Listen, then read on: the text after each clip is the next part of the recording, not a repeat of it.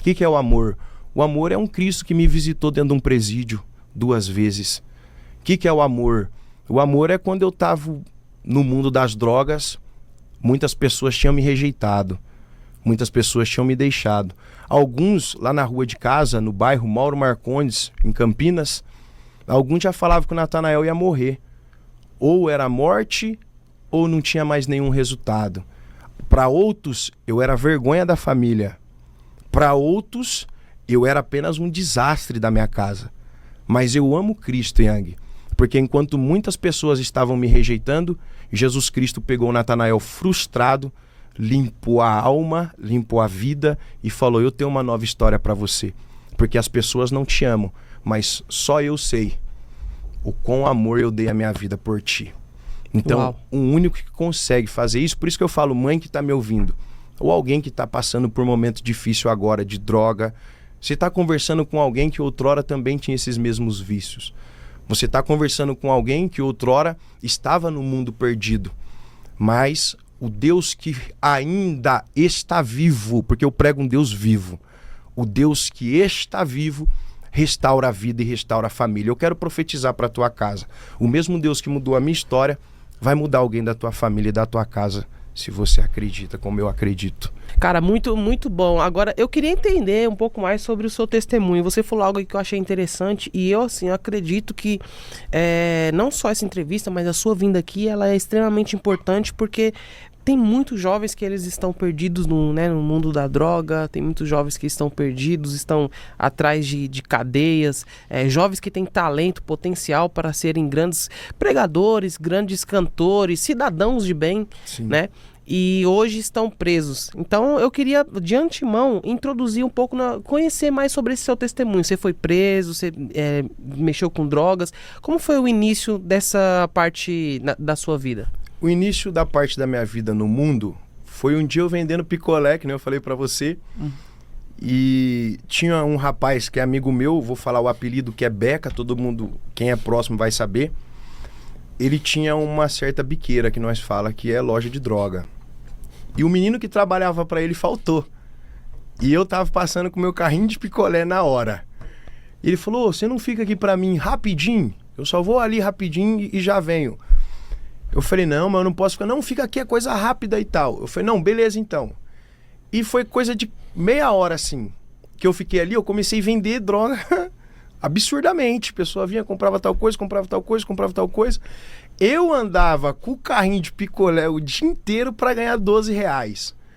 Nessa meia hora que ele saiu e voltou, eu ganhei em torno de R$70. Na época, há quantos anos atrás? Há 15 anos atrás, há 16 anos atrás, R$70 era muito dinheiro. Eu olhei, quando ele chegou, eu falei: deixa eu te fazer uma pergunta. Esse menino que faltou, vai vir de novo? Ele falou: não, cara. Fui lá atrás dele, não achei. Eu falei: então pode deixar que eu fico aqui. Por quê? Por causa do dinheiro. Ali foi onde tudo começou. Eu quis algo fácil, quis uma vida fácil, quis ter algo fácil, porque eu vi que aquilo ali dava coisa muito fácil, e comecei a mentir para minha mãe, falando que eu ia vender picolé, porém eu não ia vender picolé mais. Eu só ia diretamente para esse exato lugar.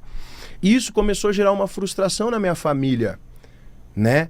E foi onde eu comecei a partir para esse lado. Aí as minhas amizades mudou. E eu vou falar uma coisa para você: a amizade roga muito. Tem pessoa que fala: não, nada a ver. Então, roga muito, cara. A amizade roga muito. E tem muitos jovens que estão indo para esse caminho. Mas eu vou dizer uma coisa para vocês: tudo que o inimigo dá, um dia ele toma. A diferença de Cristo para o inimigo é tudo que Cristo dá, ele não toma. Porque Cristo não precisa de nada que é seu. Pelo contrário, ele está para te abençoar. O inimigo não, ele dá em troca. Eu te dei, mas um dia eu vou tomar. Tudo que ele me deu, ele tomou. E foi onde daqui a pouco, em vez de eu estar fazendo esse tipo de coisa, eu comecei a fazer outra coisa e foi onde eu fui preso. E lá dentro, Yang, lá dentro, eu cheguei lá, a cela era para 38 pessoas, nós estávamos dormindo em 69 pessoas. Pessoas até no banheiro dormindo. E quem chega não pode dormir no chão, ou na rede, ou na gaiada que eles falam, ou você tem que ter uma rede para você colocar e você dorme, ou no chão.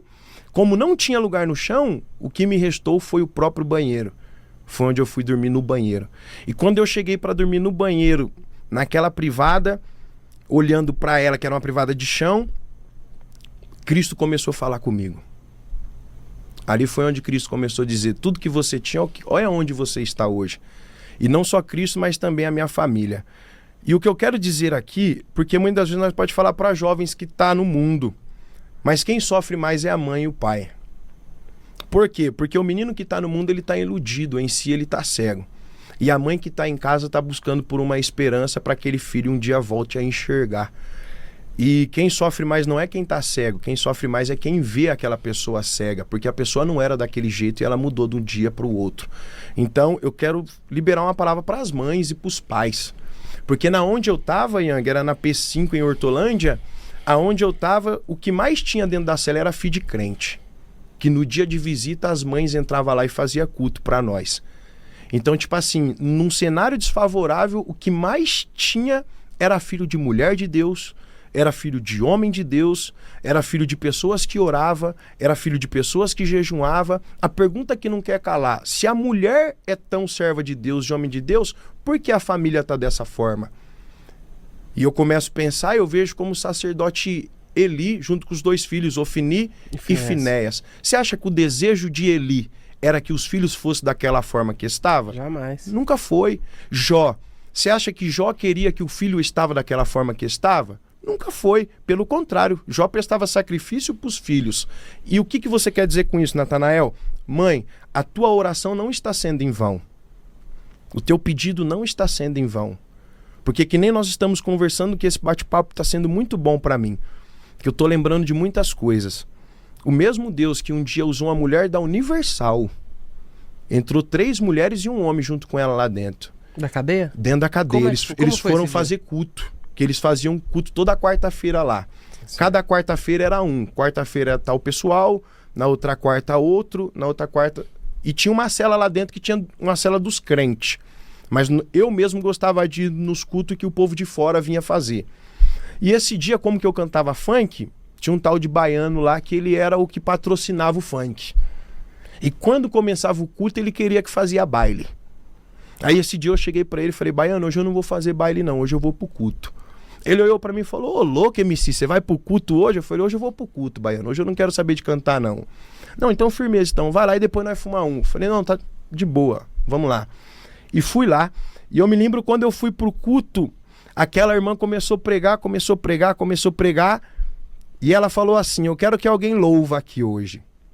E eu lembro desse louvor porque meu irmão, eu até fico meio assim, porque meu irmão que cantou ele pra mim quando eu tinha perdido minha mãe, num culto, do Thales Roberto, que falava assim, mas eu escolho Deus. Eu escolho ser amigo de Deus. E quando ela falou que se tivesse alguém pra cantar, eu falei, eu quero cantar. Ela falou, então é de Deus, porque Deus tem algo pra você. Eu comecei a cantar. E o louvor que eu comecei a cantar é, Senhor, eu nasci pra te chamar de Deus. Eu nasci pra te chamar de Pai. E naquele exato momento o Espírito Santo de Deus tocou na minha vida. E eu comecei a ser tomado por Deus em lágrimas, chorar. E o que aconteceu? Quando terminou aquilo, aquela irmã me chamou, eu terminei nela, ela falou assim, Deus está te tirando daqui. Eu falei assim, não, mas não tem como, porque eu já fui preso uma vez. Não fiquei 30 dias na rua, fui preso de novo com o mesmo artigo. A primeira pena era 4 anos. Essa segunda foi de mais 4. Quando você vai preso no mesmo artigo, primeiro tranca essa primeira pena sua, você tem que cumprir essas 4 no fechado, para depois você começar a somariar essa segunda pena. Então, quando ela entregou aquilo pra mim não tinha sentido nenhum. E aí ela entregou aquilo, Deus tá te tirando daqui. E eu falei, então tá bom. Fui com aqueles pensamentos sem sentido nenhum e tal, baiano, e aí, vamos fazer o baile? Eu falei, não quero mais fazer baile hoje. Hoje eu tô tranquilo, baiano tranquilo. Quando nós entrou pra dentro da cela que trancava o sol, quando nós entrou pra dentro da cela, o guarda bateu na capa. Fórum hoje. E aí quando falou meu nome, Natanael Ferreira de Souza, eu não esperava fórum. Eu não esperava que eu tinha fórum marcado. E aí quando ele falou aquilo lá, eu lembrei da profecia que eu recebi de manhã. Eu lembrei daquela profecia daquela irmã dizendo, Deus tá te tirando daqui. Eu cheguei no rapaz e falei, corta o meu cabelo que eu tô saindo daqui hoje. E lá dentro o que mais tem é juiz, porque ele sabe o tempo que você vai ficar preso ou não. Preso, né? O preso acha que ele é juiz e tal. Aí um olhava pra mim e falava, MC, não fica feliz não. você tá indo lá porque agora é que eles vão ripar você vai ter que pagar mais 4, depois ficar... Senão você fica feliz aí depois você sai lá fora e eles ripam você, aí você vai ver. Eu falei, não, tá tranquilo. E no banheiro, tomando banho... Confiou na palavra. Não, naquela fé, meu irmão. Recebi aquela profecia. Falei, aquela profecia é minha. Independente se a irmã tava sendo usada por Deus, não, aquilo lá é meu, agarrei. E eu me lembro como se fosse hoje. Eu fui. E tal, e foi mais um cara junto, que passava um braço, e o cara era de tal coisa, e eu de tal coisa.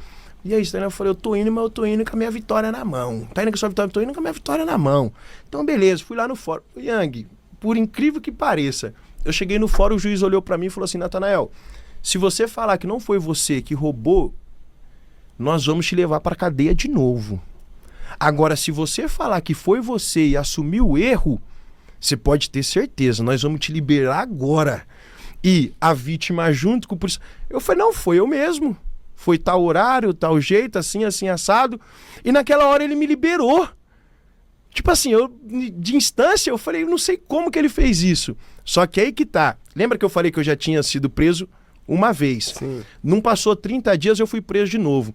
Aquele meu primeiro processo, Deus reteu ele. Deus fez ele atrasar. Ele não caiu no sistema. Então constou como que eu era réu primário. Entendeu? Como que eu já estava 4 meses ali preso, constou que eu era réu primário, eu tinha que sair. Só pra você ver. Quando eu saí, eu fiquei 45 dias mais ou menos na rua, a advogada me manda mensagem. Natanael, vem aqui agora que você vai preso, isso e aquilo. Eu falei, mas como que eu vou preso? Eu tô na rua, tô trabalhando, não tô fazendo mais nada. Não, você vai preso, o cara tá aqui bravo, o juiz tá aqui bravo. E me chamou lá. Quando eu cheguei lá, eu sujei minha roupa de graxa e tal. Eu falei, não, eu não quero ir preso, Deus, pelo amor de Deus. Quando eu cheguei lá, o juiz me chamou e falou desse jeito. Como que você não me falou que você já tinha ido preso? Eu olhei pra ele e falei, senhor, não é eu que falo isso pro senhor. O senhor é que tá com os papéis aí. Não, você não falou pra mim que você já tinha ido preso e você já tinha ido preso e nós vamos agora fechar tudo elas. Eu já comecei a clamar a Deus, porque eu já tava querendo voltar pra casa do Senhor já. Eu já não tava querendo mais fazer nada. E eu comecei a clamar a Deus. Aí ele olhou pra mim e falou assim, Natanael, o negócio é o seguinte, eu vou te liberar. Mas tá vendo aquilo ali? Tinha uma pilha de folha assim, Yang. Ele falou assim, a próxima vez que eu te ver aqui dentro desse fórum, você pode ter certeza. Aqueles processos não tem nenhum dono. É tudo processo que não tem dono. E você vai ser o dono de todos esses processos. Eu olhei pra ele e falei, graças a Deus que eu não vou vir mais aqui, porque a partir já de hoje eu sou servo de Deus e eu só vou vir aqui cada em 3 meses que eu preciso vir. Mas caso contrário, o senhor pode ficar tranquilo, porque hoje eu sou servo de Deus. Então, o que eu tenho a dizer? A nossa vida em si, eu falar a verdade pro juiz, aí que tá. Eu falar a verdade pro juiz ali, foi você que fez? Foi eu que fiz. Me gerou uma liberdade. Muitas pessoas estão presas, Yang, e pegando um gancho aqui, porque ela não consegue falar a verdade para quem tem que falar. E a pessoa começa a se prender. Eu vi Deus naquilo ali. Porque quando eu assumi, falei, não, foi eu mesmo. O culpado sou eu. A causa é minha. E uma das coisas que tem mais hoje é que nós queremos jogar a culpa em fulano. A culpa em Bertano. Eu poderia ter falado que não era eu, que foi o meu companheiro que estava junto. Eu poderia ter falado que não era eu que estava ali naquela cena, foi o outro, porque eu não estava só eu.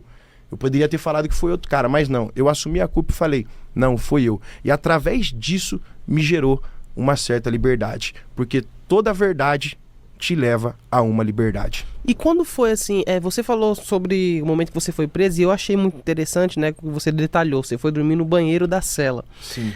Eu acredito que tenha sido naquele momento, mas também eu queria saber se em algum outro momento você começou a cair em si e ver que, cara, de fato o crime não compensava. Sim, sim. Primeira coisa, as amizades me deixou. As amizades que eu achava que era amigo.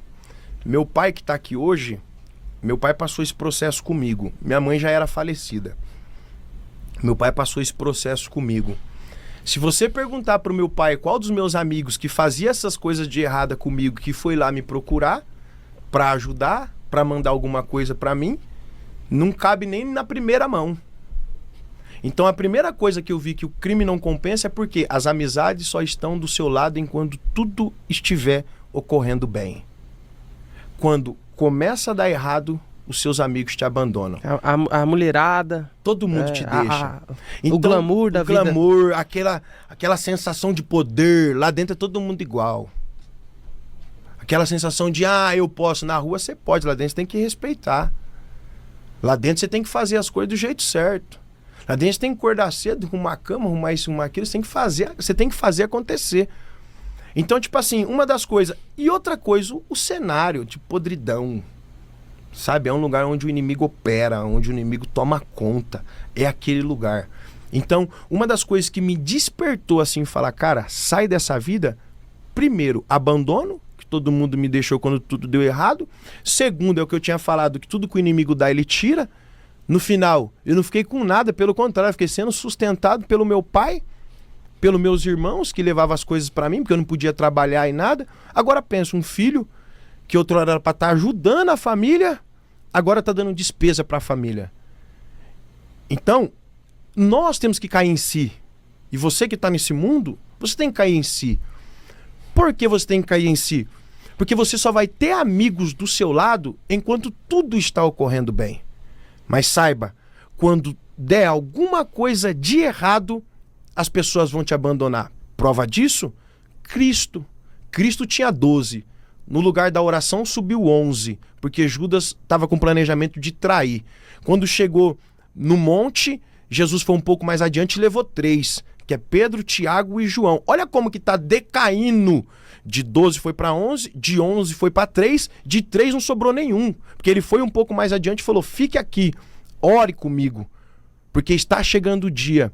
E eu vou um pouco mais adiante. Quando Cristo voltou, os 3 estavam dormindo. Cristo olhou e falou, vocês não puderam orar 1 hora? O corpo, o espírito de fato está pronto, mas a carne é fraca. Se Cristo foi abandonado, pensa que fazia tudo certo.